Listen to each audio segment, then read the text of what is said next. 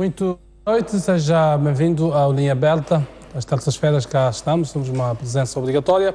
Hoje vamos falar sobre a África, refletindo então um pouco o nosso continente. Ontem assinalou-se o Dia de África e pegamos nisso como um pretexto para um olhar aquilo que é o nosso continente. Quase cerca de 50 anos de independência para, pelo menos, a generalidade dos países, outros um pouco menos, como Moçambique, com 40 anos. Impõe-se então uma reflexão relativamente aos caminhos que o nosso continente está a trilhar e quando olhamos sobretudo para dados estatísticos, os números não são encorajadores. Os vários países africanos, a globalidade, portanto, têm em comum baixos índices económicos e sociais, grandes desigualdades a nível social. Os dados do FMI mostram que em 1975 os 10% mais ricos da população africana recebiam 10,5 vezes mais que os 10% mais pobres.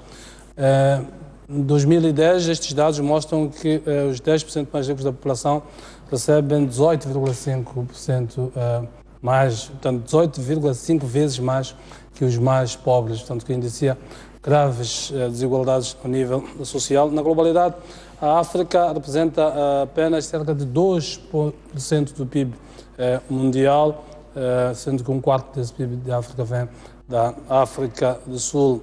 Quase metade dos seus cerca de 700 milhões de habitantes vivem apenas, portanto, abaixo de $1 por dia. Enfim, são dados, quando olhamos para o índice de desenvolvimento humano, o primeiro país africano só aparece na posição 63, portanto o índice de 2014, o índice de desenvolvimento humano das Nações Unidas. O primeiro país é as Maurícias, na posição 63, depois Seychelles na posição 71. Entre os primeiros 100 países no índice de desenvolvimento humano, que portanto, avalia 187 países, entre os primeiros 100 países há apenas 3 países africanos, sendo que na globalidade os países africanos acabam por se situar naquilo que se chama índice de desenvolvimento humano baixo, na posição, normalmente na posição 147 e a posição 187. Muito bem, doutor, tenho comigo 3 convidados, doutor Firmino Cavelo, doutor Lino Langa, doutor Simão Nhambia. Com os 3 então vamos olhar para estes dados. Doutor Firmino Cavelo, vou começar por si. Estes dados, o que é que querem dizer para um continente? Evidente, são genéricos para a África, mas tem muitas similaridades e muitas convergências entre os países. Se não é guerra, portanto, se não é seca, são cheias, guerra, se não são guerras civis, são golpes de Estado, ou instabilidade política. Os números poderão ser apenas uma consequência de todo este cenário. Mas queria uma leitura, quando olhamos para os países africanos e para esta realidade, ao fim de cerca de 50 anos. Boa noite aos telespectadores, também aos colegas. Por volta de 1950, a África, em termos de nível de consumo, era, portanto, 1 sobre 10 avos. Significa era 10% daquilo que o resto do mundo fazia. Era cerca de 12% para a Europa, portanto 12 vezes mais que a África. As Américas eram 10 vezes do que a África. Por volta de 1970, já esse número tinha subido, até hoje, esses números. E se nós vamos ver em termos absolutos, e comparando, portanto, os mais ricos da Europa e os mais ricos da América com os mais pobres da África, nós encontramos que essa relação está 35 vezes mais em termos de consumo do que o africano. Quais são os problemas? O primeiro problema é que nós não temos os processos produtivos estabilizados. Isso por quê? Porque, de um lado, nós não temos paz em África, temos guerras, como mencionou, não dominamos a tecnologia, não temos produtividade alta, não temos investimento. E sempre que houve tentativas de trabalharmos na mesma direção para aumentar a produção e a produtividade, nunca conseguimos. Você vai ver a África, há o plano de Lagos de 1980, há o plano de Lagos de 1990, há os Estados Unidos da África de 1961, temos o programa do milênio das Nações Unidas, 99 e 2000, temos NEPAD de 2001. Todos esses programas não chegaram de aumentar pelo menos 3, 4 vezes mais a produtividade. Os sistemas de governação que nós temos não são estáveis e, ao mesmo tempo, não permitem uma redistribuição daqueles mais ricos para os mais pobres, e cada vez o fosso entre os mais pobres e os mais ricos vai aumentando. Por que vai aumentando? Exatamente com o surgimento da tecnologia, com as novas formas produtivas, aqueles que estão no nível, os tais 10% a mais, aumentam a produtividade. Cada vez mais, com o uso da tecnologia, os mais pobres ficam retirados para a agricultura e desenvolvimento rural, ao passo que os outros estão a utilizar as tecnologias mais avançadas. Finalmente, há esta questão de programação. Nós falamos muito, no outro dia eu disse isso, fazemos muitos programas bonitos, fazemos acordos com o G8, fazemos acordos entre nós, conseguimos estruturas modernas em termos de governação, mas depois não seguimos todas essas programações. E perdemos a confiança, primeiro, nas instituições. E perdendo confiança nas instituições, aí a lei do mais forte é que funciona. Por outro lado, as parcerias de que nós falamos, a maior parte das vezes, não funcionam. Porque aquilo que hoje são os Estados africanos, de facto é um conjunto de nações. Vamos olhar para Moçambique. Moçambique nós estamos a chamar um país, mas de facto não é uma nação. Se nós vamos ver nesta nação, há muitas nações que estão cá dentro. Aquilo que nós chamamos de Moçambique, de facto, é um conglomerado de nações. E começa por aí. Como harmonizar, como sincronizar as políticas de desenvolvimento humano, as políticas de desenvolvimento social, as políticas de desenvolvimento econômico, torna-se ainda muito mais difícil. Então eu diria, para começar, que se nós colocarmos a harmonização e a sincronização daquilo que é o contrato social nas diversas nações nos nossos países, e sem termos as nossas fronteiras a comunicarem-se, há pouco tempo tivemos xenofobia, é uma expressão das diferenças naquilo que é a riqueza de África. E por termos recursos naturais muito abundantes, vai ser muito difícil nós conseguirmos, portanto, a paz. Neste momento, aquilo que seria necessário era aqueles programas que já tínhamos que implementar. Aqueles programas que nós já temos deveriam ser implementados de uma certa maneira, sincronizados ao nível das regiões econômicas e, por outro lado, ao nível da governação de cada país, deveria haver inclusão daquilo que são os recursos humanos deste país para sentirem-se incluídos e fazerem parte daquilo que hoje chamamos programas dos países, das regiões econômicas, que as populações praticamente não conhecem, ou não implementam, ou não fazem parte. Muito bem, Dr. Firmino, voltarei assim. Eu vou convidar aqui o Dr. Arlindo Langa. Boa noite. Obrigado por estar aqui connosco. Pedia-lhe uma fotografia, uma reflexão sobre este paradoxo em que vivemos grandes riquezas, sobretudo na área extrativa, e grandes níveis de pobreza, e praticamente é o continente do conjunto de todos os continentes que menos se desenvolveu ao longo destes 50 anos. Olhamos para muitos países da Ásia, há 50 anos, quando começamos esta nossa epopeia como africanos, há muitos países que estavam na mesma situação que os países africanos. A Coreia do Sul era praticamente o mesmo nível de desenvolvimento de uma Zâmbia, por exemplo, nos anos 60, e hoje não há sequer possibilidade de comparação desses países. O que é que sucedeu? Quais são os fatores determinantes, na sua opinião? Obrigado à STV por este convite e muito boa noite aos telespectadores e aos colegas do painel.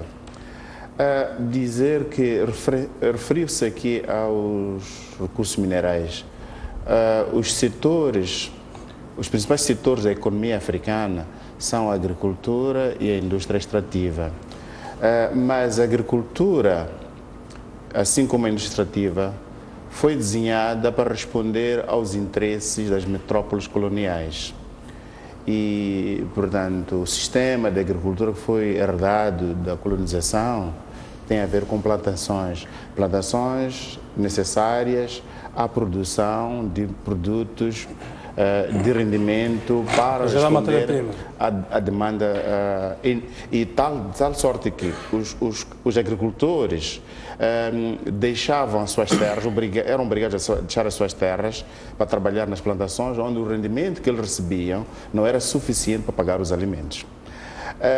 A indústria extrativa é dominada por multinacionais. Não há em África empresas africanas a extraírem os recursos que estão no subsolo.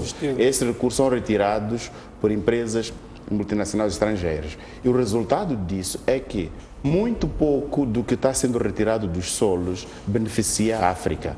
Portanto, a grande porção daquilo que está sendo retirado de África beneficia as antigas metrópoles.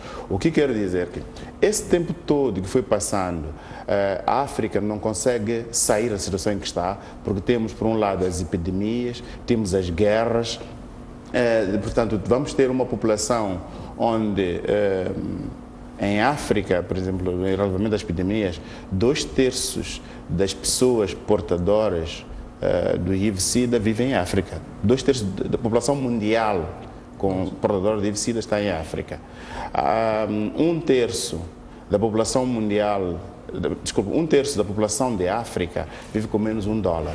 Portanto, quer dizer que todos os problemas, os piores que temos a nível do planeta global, vamos encontrar os indicadores mais terríveis exatamente em África. Portanto, as políticas governamentais que o professor Mukavel estava a dizer, encontram muitas barreiras devido aos problemas estruturais de África. Por um lado temos as guerras, temos as epidemias, temos o analfabetismo. A África tem 40% da sua população neste momento analfabeta, o que também tem repercussões no nível de produtividade que esse fator de produção que se chama trabalho tem na economia africana.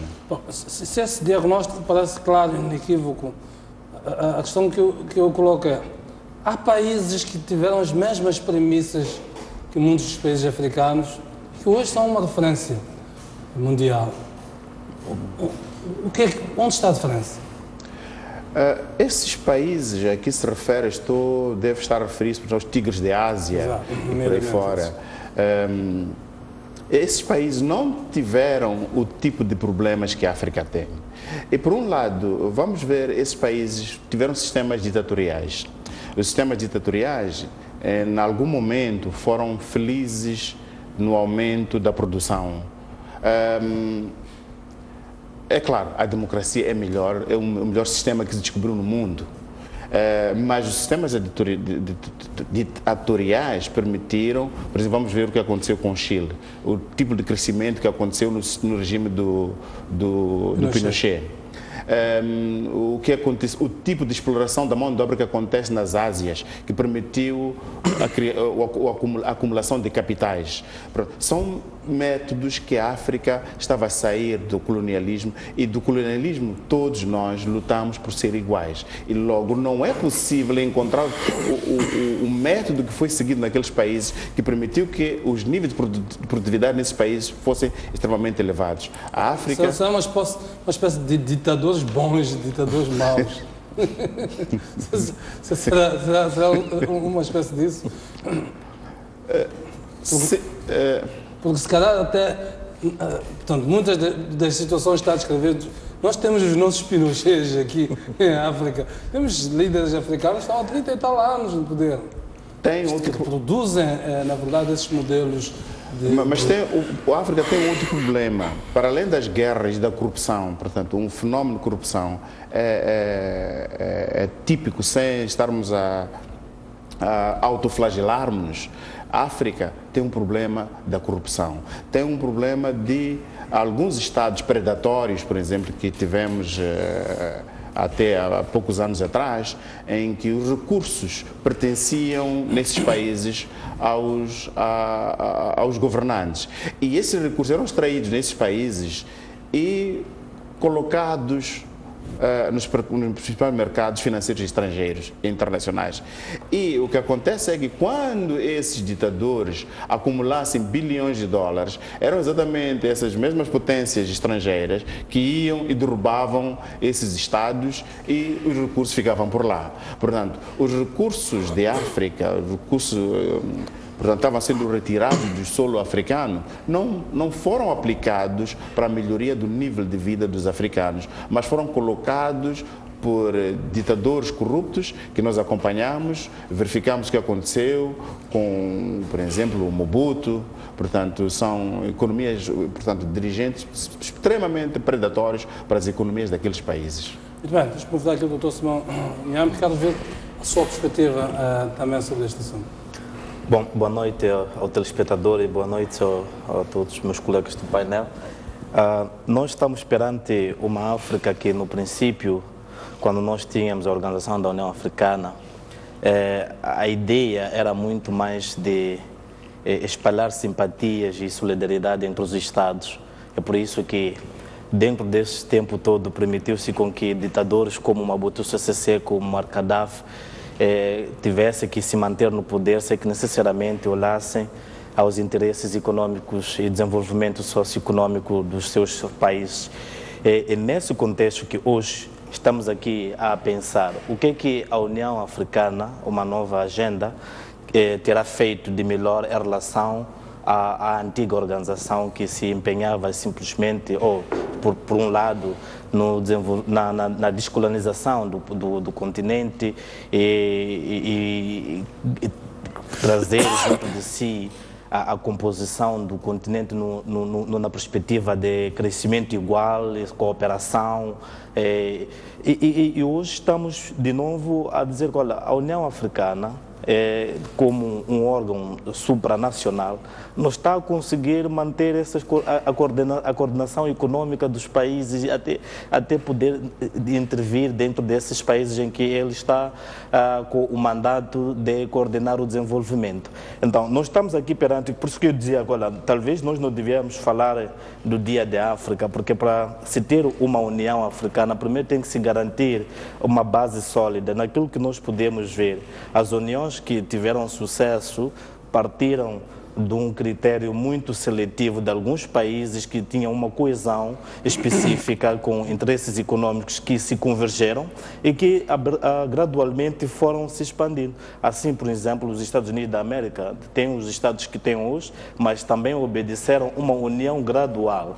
E temos a União Europeia, que também, através de uma união comercial e econômica, obedeceu um crescimento gradual e que existe um critério para aderência nesse tipo de uniões. São os chamados indicadores de convergência. Indicadores de convergência. Então, se nós estamos aqui perante, desde os 50 anos atrás, a pensar nos Estados Unidos de África, uma África unida, sem base de convergência, e porque, como dizia o professor Machiavelli, nós estamos perante um país, mas dentro de um país que é o Moçambique, tem várias nações. Nós primeiro precisamos de trazer uma coesão interna para podermos termos esse crescimento endógeno, não é? E para podermos levar aquilo que nós temos dentro de nós para podermos nos expor nos outros países e eventualmente encontrarmos uma convergência. Então, são desafios que o continente africano, como continente, realmente acho que houve uma precipitação, sobretudo na área econômica, em pensar que poderá existir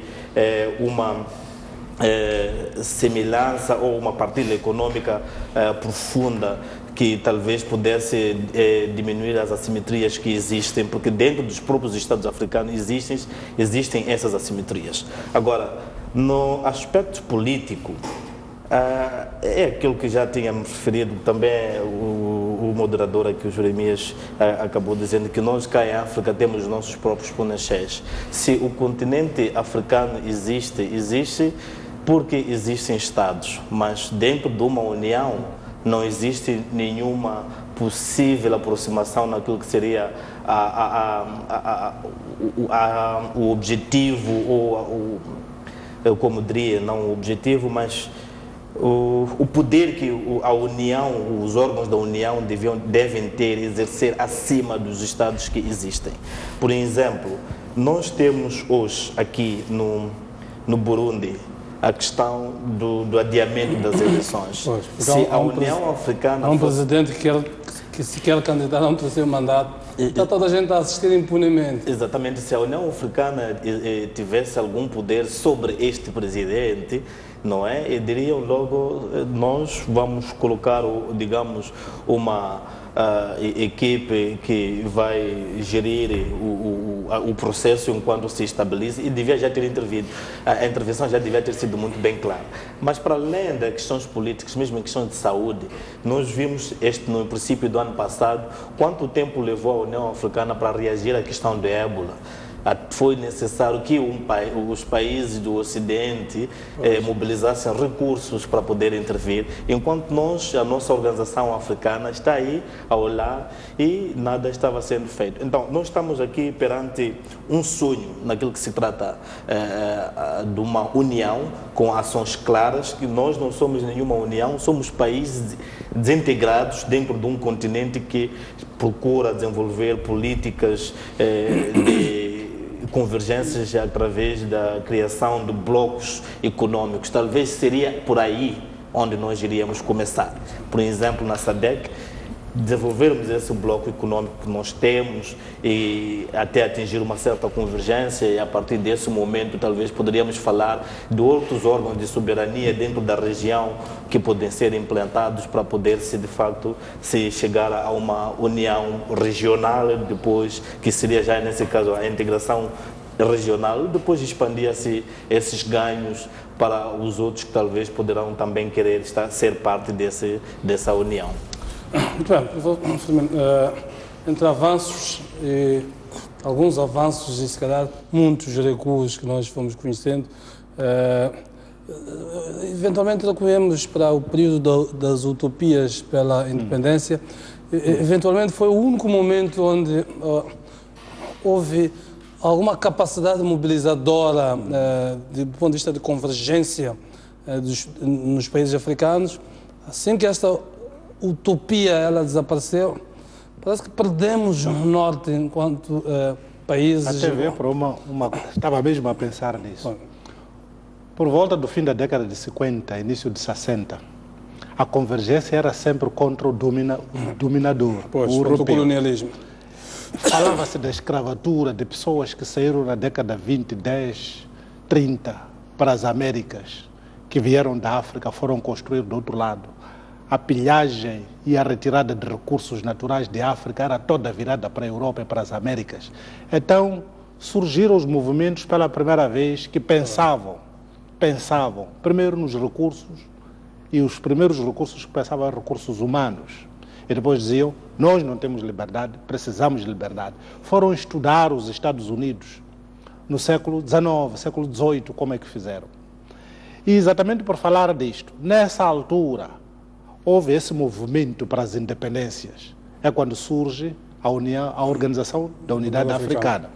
Mas 6 pontos foram fundamentais para o fracasso, tanto da Organização da Unidade Africana, assim como das independências de África. A primeira coisa é o perfil dos Estados africanos que se formaram.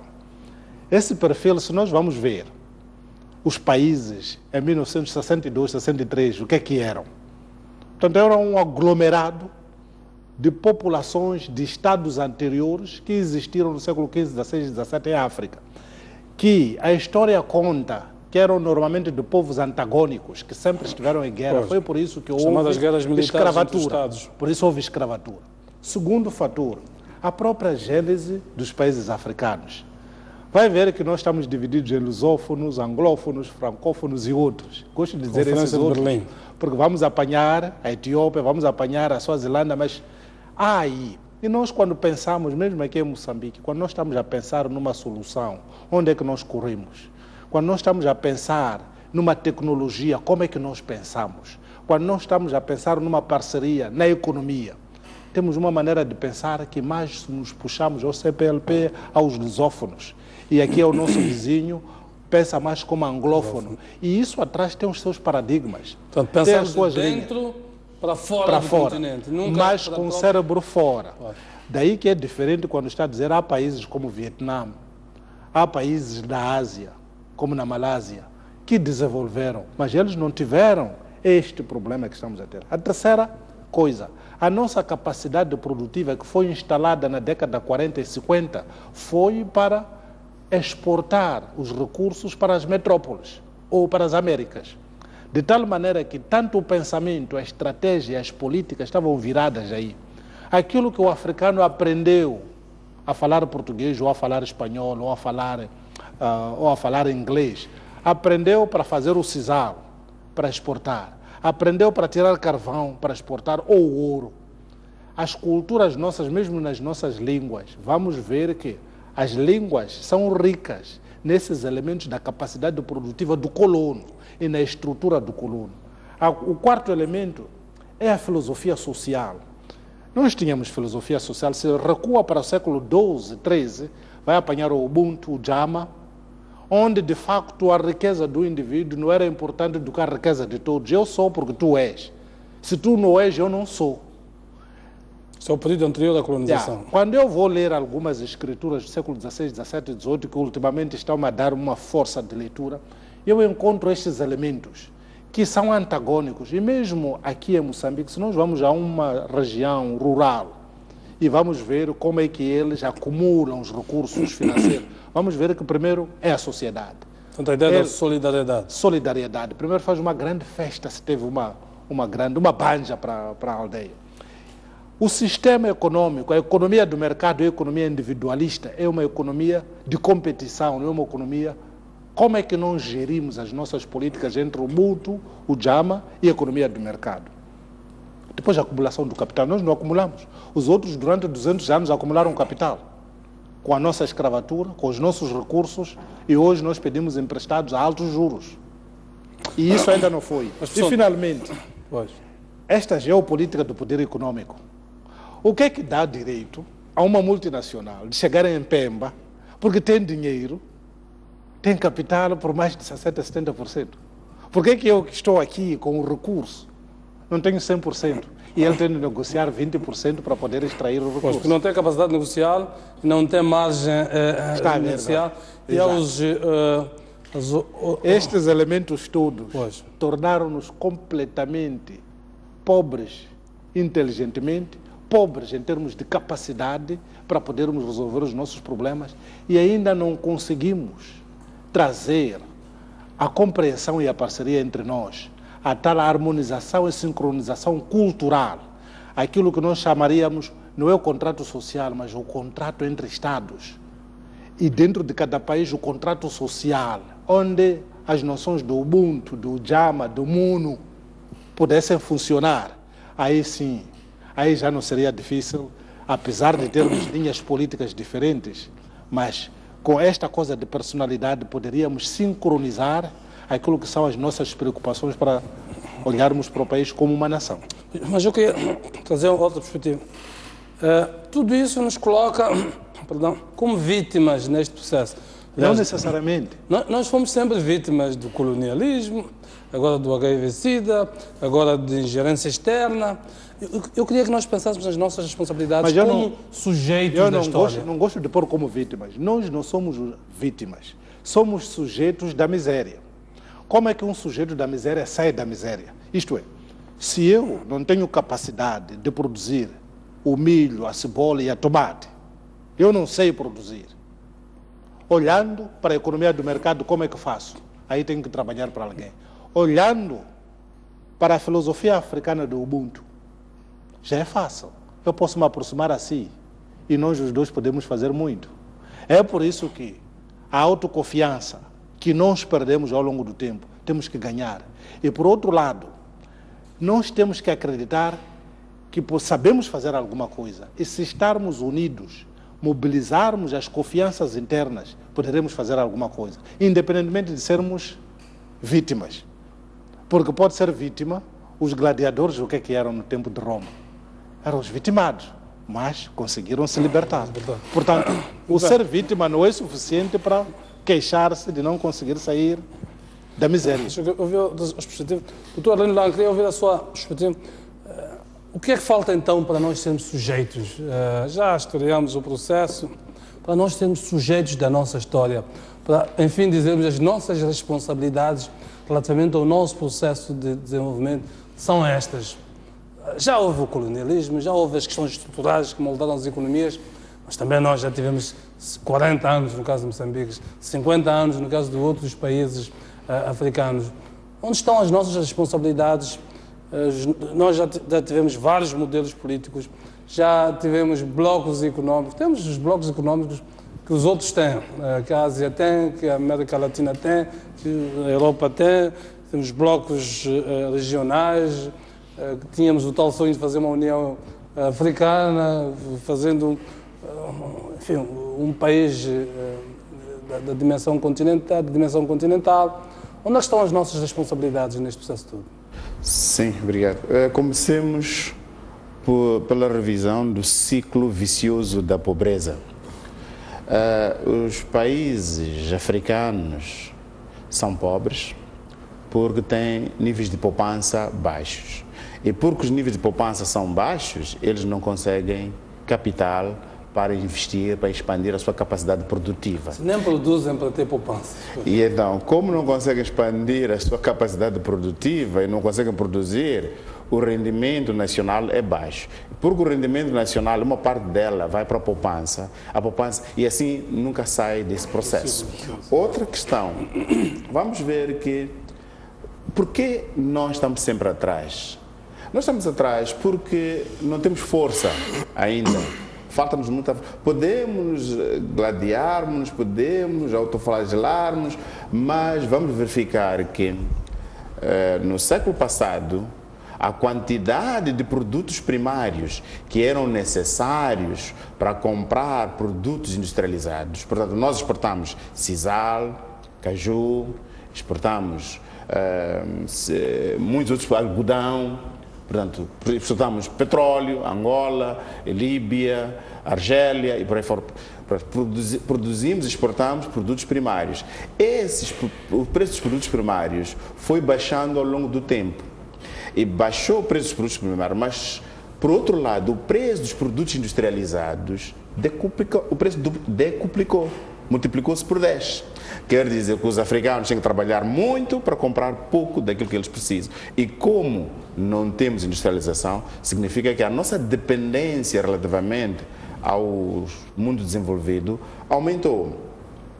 E temos várias políticas que foram desenhadas, sim senhor, parecemos os agentes do processo. Podemos ver as políticas que foram copiadas da América Latina, que são as políticas da escola de CEPAL, que era a política de substituição das importações. Vamos nos concentrar em industrializarmos. Mas não temos dinheiro para a aquisição, para a compra da tecnologia. A tecnologia é trazida de fora. Não conseguimos avançar. A nossa concentração por políticas para aumentar a substituição das importações falha porque não temos os únicos países industrializados em África, em primeiro lugar está a África do Sul, e depois vem o Egito e muitos dois outros só. Todos os outros países africanos são eminentemente países agrícolas. A Nigéria tem níveis altos de exploração petrolífera. Todavia, o preço do petróleo não depende dos desejos da Nigéria. Portanto, quer dizer que os africanos, não sei se estaria a ser muito pessimista, mas nós temos problemas de dependência externa, que dela estamos no tal ciclo que me referi no princípio, o ciclo vicioso da pobreza.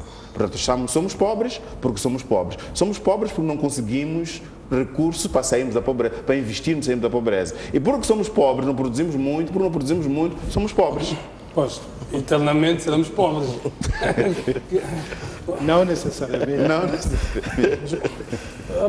Onde estão as nossas responsabilidades, modelos de desenvolvimento? Mudamos sistematicamente modelos, fazemos grandes decisões sociais. Onde estão as nossas responsabilidades? Estamos à mercê desses oligopólios de que falávamos aqui. Eu acho que a plataforma para o continente africano, ou o país, em cada país africano desenvolver já existe, porque acho que nós já aprendemos tanto dos nossos próprios erros e também já existem nesse espaço globalizado e nós podemos aprender muito e implementar aquilo que nós copiamos dos outros, porque não precisamos de andar ainda a inventar a roda. O que está a faltar em maior parte dos nossos países, número um, é a vontade política, onde nós vemos a classe da elite que se separa totalmente dos interesses das massas. É por isso que eu sempre tenho dito que, olha, por vezes é bom que em alguns países africanos, não é, os partidos que assumiram o poder depois da colonização devem voltar para a oposição para renovar o compromisso com o povo. Isto é, eles poderão entender exatamente o que o povo quer, ao escutar de perto porque o que está a acontecer é, nós temos que ver, por exemplo, países em que os partidos não conseguem se transformar, os movimentos de libertação não conseguem se transformar em partidos políticos de facto, que eles têm um compromisso político e econômico para tirar o país da miséria. Então, o que está a acontecer é nós vermos uma parte que já vem do processo de libertação nacional, que continua a ser a minoria e que não consegue se desestruturar para poder permitir com que os outros, também atores políticos, possam entrar dentro desse esquema político e poderem tirar algum proveito para alargar a elitização. Na África do Sul, eles, por verem que não podiam acomodar a todos aqueles que são sul-africanos da população negra, criaram uma política que chamaram de Black Empowerment, que era uma forma de dizer que não precisa de fazer política para ficar rico, mas de onde você estiver, nós podemos prestar alguma assistência para poder passar a riqueza acumulada ao longo dos anos por muitos brancos, que agora nós negros temos acesso, também passar para vocês, e tal, que o sistema de educação permite com que as pessoas das zonas rurais também possam chegar a partilhar esse tipo de riqueza. Então, nós não podemos conseguir alavancar as nossas economia se as políticas públicas não forem abrangentes, o sentimento de exclusão, não só em Moçambique. Mas temos sempre essas políticas públicas. Nós é que as criamos sistematicamente. O que estou a tentar dizer é que a maior parte do nosso continente temos os movimentos de liberação que monopolizaram o poder político e que eles afirmam como sendo os únicos que podem decidir pelo destino do país. E como eles estão completamente desassociados com os interesses, eles acabam não identificando-se exatamente com aquilo que são os interesses do povo. Então, deixa só para terminar, se por acaso nós tivéssemos que falar da questão de qualidade de políticas públicas, o professor, os colegas do painel podem concordar comigo, isso não depende de uma organização política que esteja no poder, mas sim de como é que eles articulam esse tipo de necessidades, como é que eles buscam, como é que chegam a tomar a decisão, quais são os mecanismos que eles usam para tomar uma decisão para a gestão de uma coisa pública. Então, isso é o que está a faltar. Não queremos entrar na discussão de como é que o continente tem que ser gerido, porque ao começar eu excluí essa possibilidade da gestão continental, mas dentro de um país, como é que nós articulamos as políticas públicas para que elas sejam inclusivas, de modo a impulsionar esse desenvolvimento socioeconômico que nós pretendemos, sem que necessariamente tenhamos que depender do Ocidente e continuarmos de mão aberta para receber, enquanto temos a plena capacidade de produzir internamente. Dr. Firmino Caveira, há apenas 14 anos parecia que nós tínhamos encontrado a ideia de ownership, a ideia de que temos um modelo africano. Lembro do NEPAD, o professor Firmino foi aliás, diretor executivo do NEPAD, que era tal de nova parceria para o desenvolvimento. Recordo-me do entusiasmo com que o presidente Chissano falava de NEPAD, e todos os estadistas africanos tinham NEPAD como agenda de desenvolvimento. Ora, em 14 anos desapareceu o NEPAD. O que é que eu posso dizer? A liderança atual de África é completamente diferente da liderança de 1990, de 2000. Eu tive a sorte de As pessoas não acreditaram no NEPAD como um Mas modelo. por volta de 2005 já as pessoas já acreditavam. Foi no período que eu estive como, portanto, diretor executivo da NEPAD, onde havia certas coisas que nós já tínhamos autoestima. Os governos africanos, quando faziam os seus programas, manifestos nos países, tinham elementos comuns de desenvolvimento na área da agricultura, a partir do NEPAD. na área de infraestruturas, na área do pensamento econômico e na área do desenvolvimento humano. Por volta de 2008, esse pensamento econômico e pensamento de construção de infraestruturas desvaneceu. Passamos a ter alguns estados, praticamente era proibido falar da NEPAD. Por quê? Porque desta descontinuidade? Alguns estados sentiam que estavam a perder a soberania. Porque o grande problema dos africanos é quando há um programa. Imaginemos, por exemplo, a boa governação. Lembra-se do MARP. Lembra-se que havia um acordo em que a governação política e a governação empresarial tinha que seguir determinados parâmetros, que eram os mais evoluídos da altura, que hoje são utilizados pela União Europeia. Nós é que fizemos esses princípios. Não estamos a praticar hoje em dia, estão a ser praticados na Europa, estão a ser praticados na América do Sul. Qual é o problema? Perdemos aquilo que eram os valores iniciais daqueles líderes que formaram isso. Porque há esta coisa de soberania. Hoje estamos a falar da União Africana, porque não queríamos ser marginalizados, queríamos aparecer no fórum internacional como a África. Aí houve esta coisa de promover a paz, promover a boa governação política e promover a boa governação empresarial. Daí onde sai esta coisa do combate à corrupção, de combate ao desvio daquilo que é propriedade do Estado. E isso, de uma certa maneira, não trazia paz para alguns estados. E então o que é que acontece? Pouco a pouco foi desvanecendo. E então houve manobras e continuam a existir manobras para desviar aquilo que são os grandes valores da África. Hoje em dia, se a pessoa quer falar de uma iniciativa, parece que está a buscar uma nova coisa. Eu tenho ouvido alguns programas e estratégias que estão a sair em NEPAD. Até poderemos ir um pouco mais longe. É o Plano de Lagos de 1980, que foi rejuvenescido em 2001 para ficar NEPAD. Outra coisa que estragou a África, não sei se isto vou conseguir dizer de tal maneira construtiva, a democracia. Qual é o significado da democracia em África? Democracia significa eu estou na posição, tu estás na oposição. Eu estou na oposição, destruo tudo o que você está a dizer. Há pouco tempo o colega do debate... a ideia da descontinuidade. Exato. Aquilo que estava a dizer, por exemplo, os movimentos de libertação começaram com uma linha. Depois perderam no multipartidarismo, foram oposição.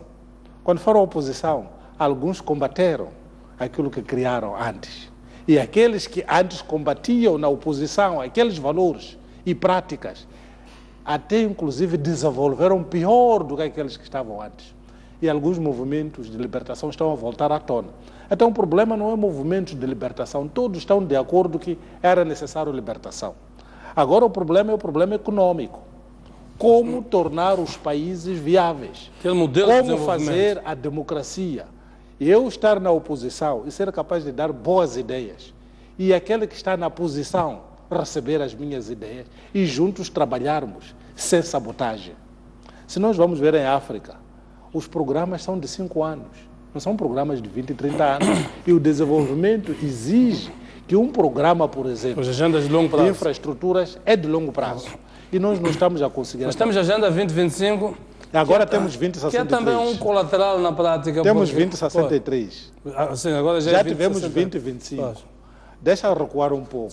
Já está ultrapassado, ainda nem sequer foi usada. Deixa-te contar um pouco de cronologia. Tínhamos o programa do milênio das Nações Unidas que ia até 2000, falhou. Depois tínhamos os Objetivos de Desenvolvimento do Milênio até 2015, falhou. Depois vieram outros programas. Vamos dizer, por exemplo, estes programas 2025. Vamos deixar de política de lado, 2025. 2025 já quase foi abandonado. Havia 2020 antes, agora temos 2063.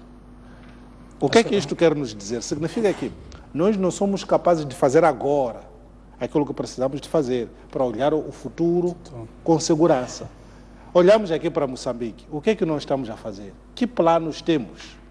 Porque para você compreender o que se passa em África, para compreender como é que a NEPAD em África funcionou, compreende em Moçambique como é que a NEPAD funciona, como é que funcionou, o que é que estamos a fazer na educação, o que é que estamos a fazer na saúde, o que é que estamos a fazer nos transportes, nas infraestruturas. Compare aquilo que se escreveu em 2000 com aquilo que estamos a fazer em 2015. Aí pode já ter um plano mais minucioso. A coisa mais importante, temos que implementar hoje e agora para resolver os problemas do bem-estar social, que é para as pessoas poderem juntar-se para desenvolver o país. Na casa, onde costumo citar muito isso, na casa, onde há fome, todos ralham, ninguém tem razão. O problema da África está em fome, tem fome. E não virá ninguém de fora para dar alguma coisa. Seremos nós. Por isso que eu digo, o NEPAD não falhou. Ainda tem uma oportunidade, só são 15 anos que passaram. Há ainda uma possibilidade de fazermos algumas coisas. Muito bem, quero-vos convidar para o nosso intervalo. Daqui a pouco, então, damos a oportunidade aos nossos telespectadores para interagirem connosco. Não saiam daí, daqui a pouco mesmo voltamos para ouvir as vossas opiniões. Quando falamos de África, na verdade, falamos de tudo, do nosso país, porque é também parte de África. E algumas das coisas que falamos aqui explicam a situação em que nós próprios, como país, nos encontramos. Não saia daí, voltamos no instante.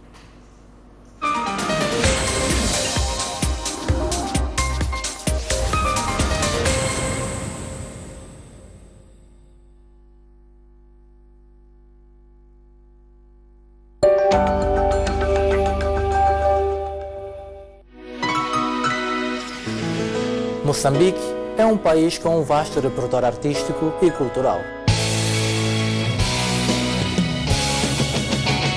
Para o promover, o programa Artes e Letras traz bons argumentos para esta viagem semanal.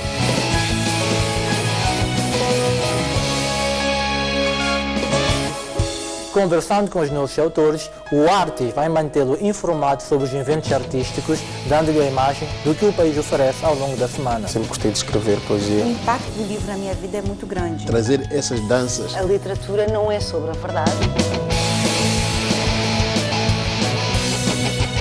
Todos os sábados à tarde, contamos com a sua companhia.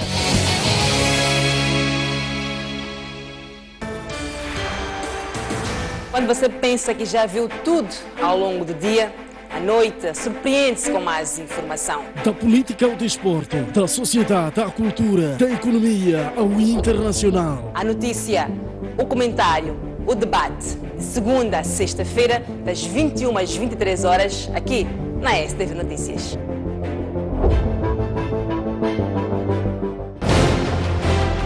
Um mundo sem referências é um mundo sem norte.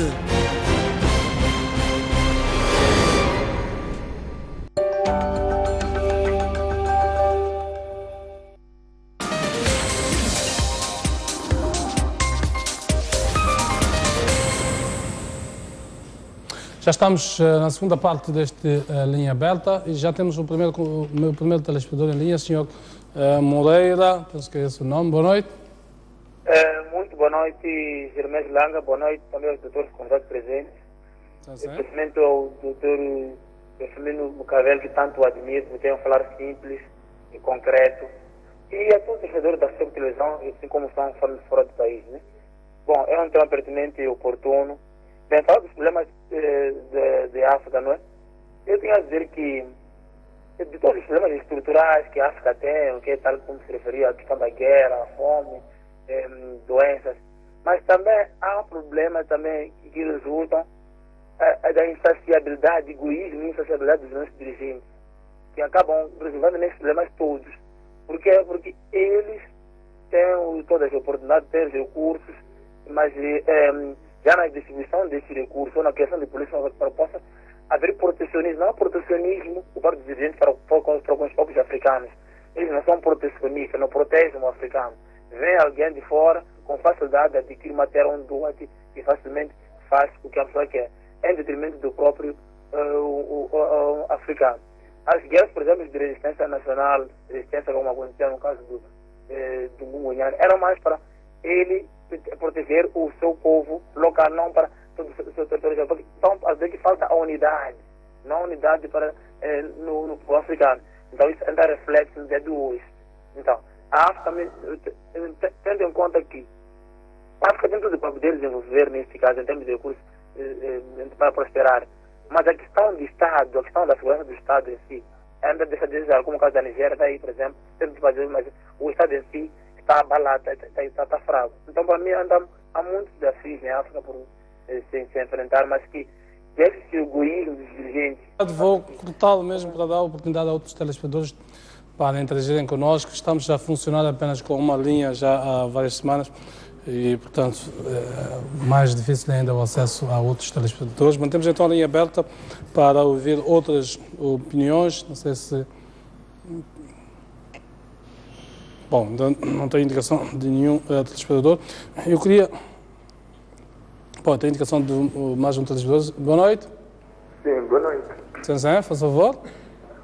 Sim, vou tomar a ocasião também para participar no programa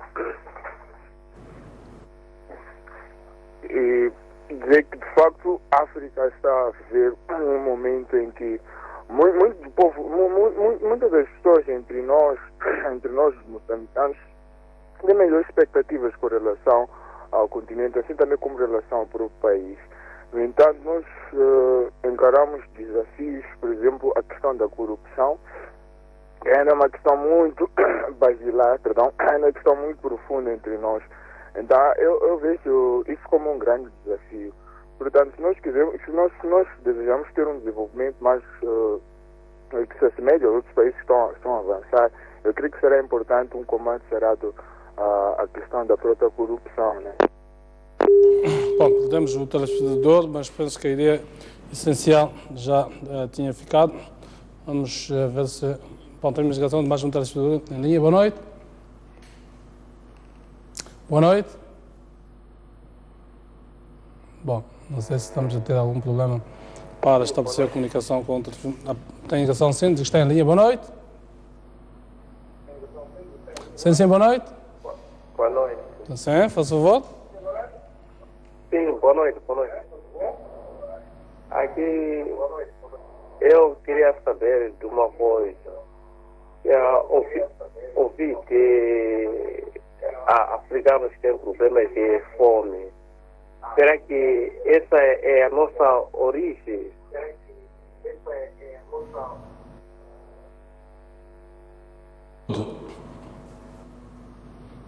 Bom, parece que perdemos o telespectador, mas a pergunta fica no ar. Quero saber se o problema da fome é o nosso destino.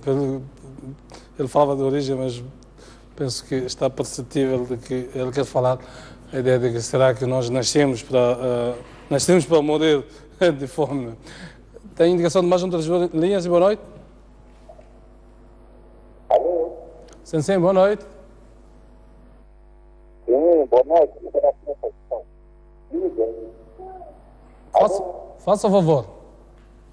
Sim, boa noite. Faça o favor. Alô? Sim. Bom, não sei se estamos a ter problemas. Sim, muito obrigado. Olha, eu só gostaria muito do debate.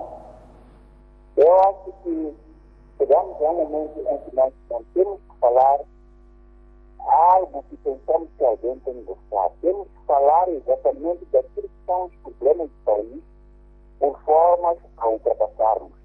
Trazer aí economistas, com todo o respeito, eu tenho aqui o professor Micalelo, é uma pessoa de referência. Há muita coisa que ele está falar que é certa. Agora, o que é que nós temos que fazer? É implementarmos de fato o que nós vimos que seja verdade para ultrapassarmos todos os problemas que o país tem. Ali não é o problema de nós estarmos a ler teorias e tentarmos explicar o que nós aprendemos nos anos 70 ou 80. Estamos a falar de fatos reais. Então, são esses conhecimentos que têm que ser aplicados para recomendações a pessoas que têm o direito. posto de realização, não, para cortarmos a chamada, a qualidade não está muito boa, não estamos a perceber, peço desculpas já ao nosso telespectador, mas a qualidade não está muito boa. Pois, já estamos assim há várias semanas, peço nossa equipa de realização a ver se é possível melhorarmos estas condições, que é certo é que vamos ver o próximo telespectador em linha. Boa noite. Está sim, boa noite. Boa noite. Sim, faça favor. Sim, boa noite. Boa noite, estamos a ouvi-lo, pode falar. Boa noite, eu queria falar no programa sobre... sim, é em relação à questão da África no geral. O que acontece, eu queria discordar um pouco com um dos painelistas aí que diz que nós vamos continuar a ficar na pobreza porque não conseguimos produzir. A questão é, nós temos recursos, e um dos grandes recursos que nós temos é a terra. Então, criando políticas claras para usarmos a terra como, portanto, um polo de desenvolvimento, chegaremos de facto a um nível em que vamos ter poupança, tanto para as famílias como singular, assim como para as famílias como coletiva. Portanto, esta é a minha questão que eu queria pôr para os telespectadores. Obrigado.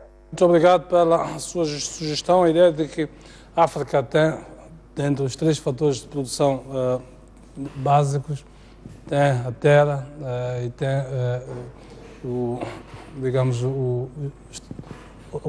a força de trabalho, falta-lhe, no entanto, o capital, a ideia de que pode utilizar a terra para gerar capital. Tem indicação de mais um telespectador em linha? Sim, boa noite. Boa noite. Sim, boa noite, faz favor. Para falar com o senhor Paulino, desculpa. Faz favor. Desculpe, eu queria saber acerca desse comentário do coisa da África. Afinal de contas, o que a África está a organizar mais ou menos? Não muda canal, desculpa. Sim. Acerca da África, o que está a acontecer mesmo? Por exemplo, aquilo que aconteceu na África do Sul, essa situação que houve na África do Sul. Por exemplo, que a África, se houvesse mesmo esta união toda, poderia reparar, por exemplo, nessa situação que houve na África do Sul. É uma coisa que deveríamos organizar muito mais e ver, por exemplo, no nosso país, o que está acontecendo. Não só falar da África. Então, quando a gente formos a mencionar da África e deixar do problema que está a existir no nosso país, estamos a fugir da nossa responsabilidade. Bem, muito obrigado. Fica uma opinião relativamente à abordagem que podemos considerar. Vamos tentar ouvir outras opiniões. Se conseguimos rapidamente... Pronto, a indicação de mais um telespectador em linha. Sim, boa noite. Boa noite. Boa noite. Sim. Muito boa noite. Boa noite. Pode falar, por favor. Estou aqui para participar do programa. Exato. É que quando estamos a falar de África, nós temos que olhar primeiro para Moçambique como referência. Porque nós o que estamos a dizer aqui em Moçambique parecem coisas que o governo está a brincar conosco, parece que não está a ver o que em Moçambique está a acontecer. E ele tem que perceber que... Bom, está da hora, vou pedir ao realizador para que que fechemos as linhas, até porque a qualidade não está muito boa. Vou pedir aqui os meus convidados, vou começar aqui pelo Dr. Lang. Há aqui várias questões que foram levantadas, outras questões que já vínhamos levantando. Quando falamos de África, olhamos para a SADC. Aqui um pouco na história daquilo que o Dr. Firmino Bucavel estava aqui a referir-se. Planos e planos, mais planos. Vemos no caso da SADC, tínhamos planos de convergência em termos de moeda única, Banco Central único, a circulação, a livre circulação, que não é tão livre como se vê, porque nem todos aderem, e dos que aderem há muitas restrições, ainda agora a África do Sul está a anunciar outras restrições, ou seja, queremos, não queremos, queremos, não queremos, e depois falta o mais importante, que é os cidadãos desses países encararem esses processos, não ser só dos políticos. Sim, obrigado. A SADC tem sido vista como um modelo de integração regional o mais bem sucedido em África. É um modelo muito bom, no nosso caso, é um exemplo. Mas na prática, quando vamos buscar dados, indicadores económicos, vi ainda os últimos dados, a cooperação entre os países da SADC representa menos de 10%. Portanto, as trocas comerciais entre os próprios países. E é um modelo de integração económica. Sim. Isto tem a ver com, sempre justificamos no colonialismo, questões históricas. Tem a ver com o que é que esses países da SADC produzem e o que é que esses países, o que é que exportam e o que é que importam. Exato. Portanto, se importam produtos industrializados, o único país na região que é industrializado é a África do Sul. E os produtos industrializados são intensivos em capital. E o capital é caro. Pronto, os produtos industrializados são mais caros. E os produtos agrícolas, os produtos primários, são intensivos em trabalho. E são mais baratos, são produtos agrícolas. E os produtos também da extração mineira, na SADC, a África do Sul, que tira das minas, não vende para a região, porque a região não precisa. Não precisa dos diamantes, não precisa do ouro. Portanto, não é um negócio para a África do Sul em relação aos restantes 14 Tal como aquilo que o estados. Botswana tira dos diamantes, que Angola do petróleo, dos diamantes. Não é aquilo que a região precisa. Gás. Sim. E os produtos como tabaco, sisal, algodão, caju, não é grandemente aquilo que a Tanzânia precisa. Portanto, o comércio intra-SADC é extremamente baixo. A capitalização da integração regional na SADC seria a coordenação de esforços para o desenvolvimento destes países, para a melhoria das suas indústrias. Mas, entanto, que o comércio, tanto que está neste momento, é muito pouco. O Moçambique não tem quase nada a vender à Tanzânia. Moçambique não tem quase nada a vender a Angola. Só tem a comprar de Angola, quando muito, é comprar o petróleo. E muitos desses países, estamos a falar de produtos da indústria extrativa. De Angola, que precisa ainda de transformação. Exatamente, é exatamente isso que queria chegar. Compramos o petróleo de Angola na Europa, na Ásia. Exatamente. Muitos países da indústria extrativa não são exportados em bruto, pelo que não são também produtos de importação para os países da região. E olhando para as ilhas do Índico, Seychelles, Maurícias, também outros membros da SADC, absolutamente nada temos, nem exportação de turistas para esses países, porque não há renda suficiente para viver o turismo desses países. Portanto, a integração regional é um objetivo político.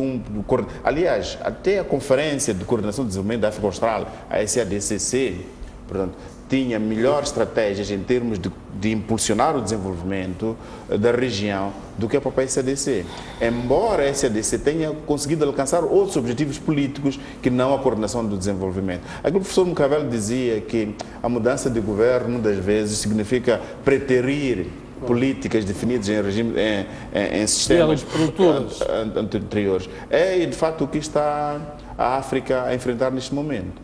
Portanto, um país, um continente extremamente rico em recursos energéticos, rico em recursos minerais, mas com população extremamente pobre.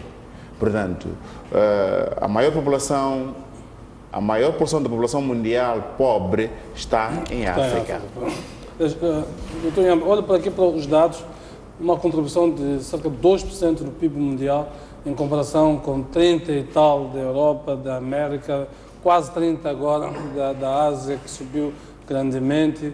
Portanto, significa que estamos na marginalidade completamente no concerto mundial. E quando olhamos para o PIB per capita, que é a contribuição de cada cidadão neste processo de desenvolvimento, a América e a África, entre 1980 e 2010, o seu PIB per capita sobe de 9 para quase 30. E o nosso, nesses anos todos, está quase 2%, nem chega aos 2%. Nos últimos anos temos estado a conhecer um grande incremento do ponto de vista de investimentos que estão a entrar em África, mas que não se estão ainda a traduzir na melhoria das condições de vida dos cidadãos. Como é que explica isso? Se era a capital que nos faltava, parece que a capital está a entrar agora intensamente e ainda assim não está a resolver os problemas. Há uma falha, porque, por exemplo, o meu colega de painel estava a dar referência à questão da indústria extrativa e outras áreas produtivas, mas acho que ainda não falamos, de facto, em questões da mão de obra nossa qualificada, que deve se qualificar para poder fazer face a esse tipo de produção. Por exemplo, eu ainda estava a fazer essa reflexão sobre a questão da xenofobia, a questão de moçambicanos terem que emigrar para a África do Sul, e depois pergunto qual é o perfil desses moçambicanos que vão para a África do Sul, e nós iremos perceber que a maior parte dos moçambicanos que ilegalmente atravessam a África do Sul são moçambicanos que não concluíram a sua 10ª classe, aliás, o ensino primário, e são esses que sempre vão à África do Sul. E vendo muito bem, esses imigrantes moçambicanos ilegais, que são a maioria na África do Sul, são os que sustentam a economia rural, porque eles são capazes de mandar algum dinheiro, e esse dinheiro é aplicado de alguma forma na agricultura, que é a mesma produção que depois vem alimentar as nossas grandes cidades. Mas dentro do país, nós ainda não reconhecemos que existem os nossos concidadãos que não podem estar num trabalho formal, e que a imigração é uma solução econômica que deve ser promovida, não é? Ser promovida entre os Estados, sobretudo quando nós já podemos identificar qual é o país do destino. E os dois governos devem identificar e desenvolver políticas de integração dessa mão de obra que hoje se encontra na margem, sobretudo estamos a falar dos que vão à África do Sul. A própria África do Sul, depois do apartheid, teve grande fuga do cérebro, sobretudo os que detinham de conhecimentos de produção, porque temiam que talvez houvesse alguma forma de represálias depois do governo de Mandela. E esse déficit foi notável. A África do Sul adotou uma política de importação daquilo que chamavam de special skills para a África do Sul. Os médicos, professores universitários. Hoje, se as universidades sul-africanas mantêm a qualidade que têm, é que eles abriram a porta ao reconhecer que existem poucos sul-africanos que podem assegurar essas áreas produtivas ou de serviços, como a saúde e na educação. Então, há falta de reconhecimento de áreas ou de investimento nas áreas críticas da nossa própria economia. Estou a referir-me primeiro na agricultura. Os 10% que são recomendados que deviam ser de facto pertencente deviam merecer do Orçamento Geral do Estado, nós cá ainda não conseguimos nos últimos 10 anos atingir essa percentagem e promover a agricultura de forma, numa das entrevistas, como alguém o acompanhei, que dizia que o país promove muito a importação de carros de segunda mão, mas não há políticas que promovem a importação importação de tratores, lá onde incide a maior parte da nossa população. Então, o que está a falar, por que nós contamos que nós queremos falar de estatísticas continentais em relação ao Ocidente? Moçambique está a crescer a 7% anual, mas os benefícios desses 7% não se faz sentir na população no geral, porque esses não estão dentro do sistema de produção conforme deviam numa economia normal. E é por isso que mesmo dentro de uma crise global econômica, Moçambique continua a crescer a mesma percentagem. Então, isso não é uma coisa normal que nós podemos nela dizer que o nosso país está a crescer, porque o crescimento sem desenvolvimento, como dizia o economista na praça, não tem nenhuma utilidade. Muito bem, deixa eu ouvir, doutor Filomeno, relativamente a isto, falávamos a dada altura que dos fatores de produção temos terra, temos força de trabalho, ainda com as tais limitações da força de trabalho devido à sua formação, pelas razões que foram aqui subejamente apontadas, e que o elemento determinante seria o capital. Ora, olhamos para as estatísticas, mostram que este crescimento que o Dr. Yambi apontava, 7% ao ano, que tem estado já praticamente há quase 10 anos ou um pouco mais. Moçambique cresce a taxa de 7%. Mas é um crescimento sustentado essencialmente por investimentos na indústria extrativa, como se tem dito, e que não se tem traduzido até agora, pelo menos os dados estatísticos mostram, na melhoria das condições de vida das populações. Pelo contrário, tem estado a agravar o fosso. Quando olhamos para a nossa fotografia, é a fotografia global do continente. Aliás, os dados todos que eu enunciava no início do programa são os dados do continente. Deixa-me ligar com aquilo, respondendo à sua questão, deixa-me ligar com aquilo que o companheiro estava a falar ali. Nós temos uma série de políticas já desenhadas nos últimos 15 anos em Moçambique que poderiam resolver a maior parte dos problemas. Ele mencionou, por exemplo, a Declaração de Maputo. Eu poderia ir um pouco mais naquilo que são os programas, por exemplo, a Lei de Terras, por exemplo. Então, primeira coisa que nos falta, devemos implementar aquilo que nós traçamos. Esta é a primeira coisa. O nosso nível de implementação dos programas e das políticas é muito baixo. E não temos continuidade no tempo. Nós não pegamos numa política durante 15 anos, 20 anos, para podermos ver os resultados. Se lembra, tivemos ProAgro 1, tinha objetivos de criar instituições ao nível do Estado. Tivemos ProAgro 2, já tivemos também outros programas, nós já financiamos as sementes à produção. Temos programas que funcionam 3, 4 anos, 2, 4 anos, mas não temos continuidade. A política agrária europeia, durante 50 anos, permaneceu igual. Primeira condição necessária em Moçambique, temos que começar um programa e seguir esse programa. Nós vamos aprendendo os erros que temos e com esses erros podemos... A implementação, a monitoria e a avaliação. Segundo, aumentar a produção e a produtividade, sabe?